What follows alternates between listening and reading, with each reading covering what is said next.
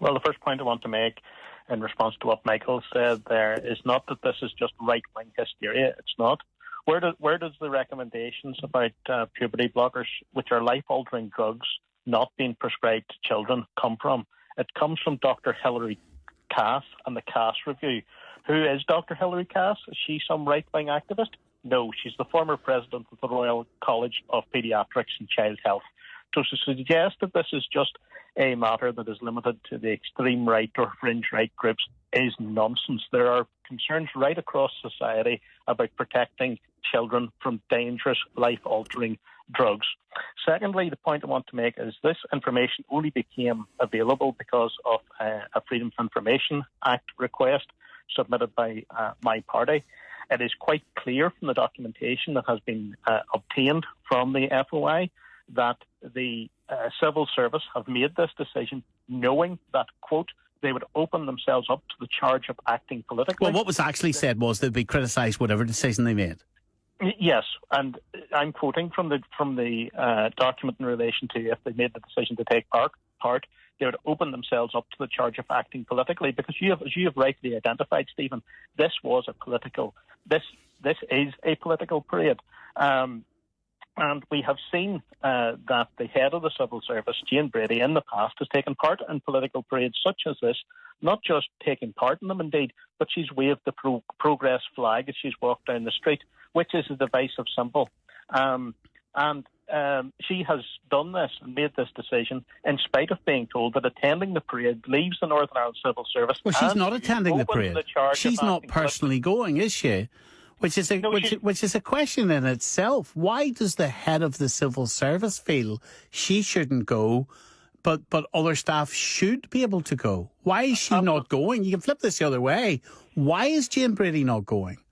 Absolutely, and if she's made the decision that they should go, it does indeed open that question. But there's also political questions here, because it is quite clear from the FOI material, and this is mentioned twice in it, that ministers, plural, should be consulted as to whether the civil service should take part.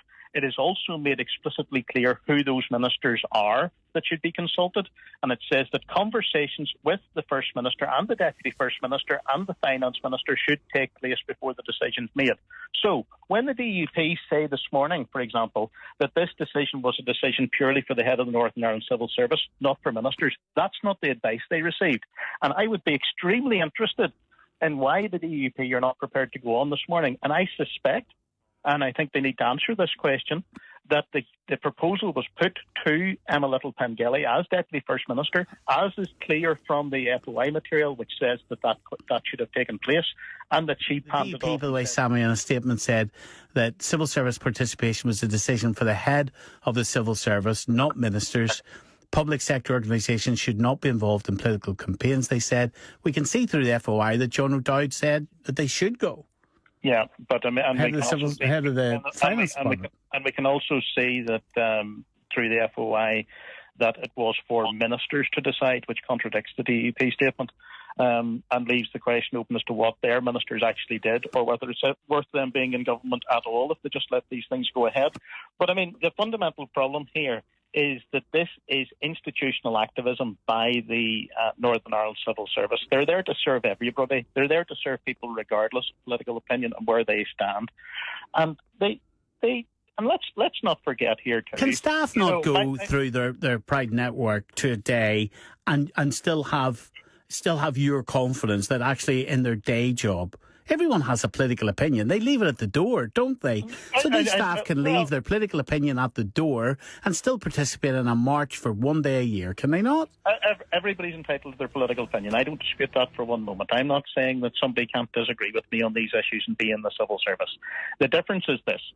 It would be inconceivable that Christian members of the civil service would be allowed to go out and branded civil service gear and say that they are attending a Christian protest or a Christian demonstration, for example, on the right to life or something of that nature, with branded civil service material. It's inconceivable that would happen. But here we have a situation where the civil service is being allowed to endorse one worldview. Not only is it doing that, but it's doing so in a march which expressly attacks executive and party the PSNI policy. sent us a statement. They've said that following review in 2023, the PSNI withdrew its permission for police officers and police staff to participate in uniform in Belfast Pride, following a court judgment regarding the Chief Constable of Northumbria. The PSNI is now considering this weekend, Pride is this weekend, they're aiming to reach decisions on these matters as soon as possible. So Thompson was reporting out a couple of days ago at the newsletter, wasn't he? So we're going to find out from the police within the next 2 days if their officers will be allowed to go. Well, I want to tell you very quickly why they shouldn't, because Belfast Pride is still categorised by the Parades Commission as a controversial parade. There is a protest that takes place annually outside City Hall. I have stood at that protest in the past. That protest has been attacked by members of the parade, so much so that in recent years the police have had to change their policy and have had to erect barriers around the protest outside Belfast City Hall. So the police cannot be seen to objectively police a controversial parade and at the same time take part in it. Okay.